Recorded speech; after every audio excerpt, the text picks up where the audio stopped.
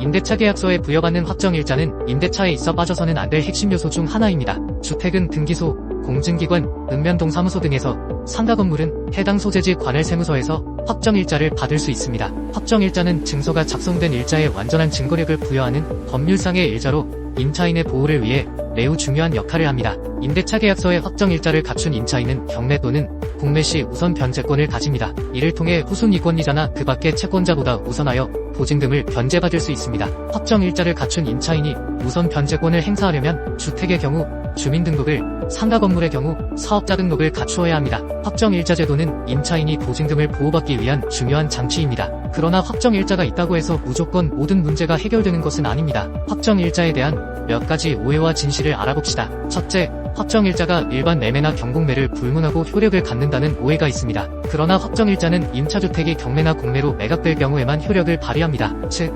확정일자는 경공매로 매각될 경우 각 채권자의 배당 순위를 결정하는 데 중요한 역할을 합니다. 둘째, 확정일자를 대항력과 같은 것으로 오해하는 사람도 많습니다. 임차인의 대항력은 주민등록과 임차 건물의 인도를 마친 다음 날 0시부터 발생합니다. 확정일자는 매각대금에서 배당을 받을 수 있는 요건 중 하나이지 대항력과는 무관합니다. 셋째, 확정일자가 있다고 해서 경공매 절차에서 무조건 배당을 받을 수 있는 것은 아닙니다. 임차인이 배당을 받기 위해서는 반드시 법원에 배당 요구를 해야 합니다. 또한 배당 요구 기한 내에 배당 요구를 하지 않으면 배당을 받을 수 없습니다. 임대차 계약 연장으로 보증금 증액이 있는 경우 보증금 증액분에 대해 확정일자를 다시 받아야 합니다. 예를 들어 임차인이 보증금을 증액하고 확정일자를 다시 받았더라도 그 사이 다른 권리가 설정되었다면 증액된 보증금의 배당 순위는 후순위로 밀리게 됩니다. 따라서 재계약 시 새로운 권리관계가 설정된 사실이 있는지 잘 살펴봐야 합니다. 이처럼 경매 절차에서 임차인의 확정일자는 매우 중요한 요소입니다.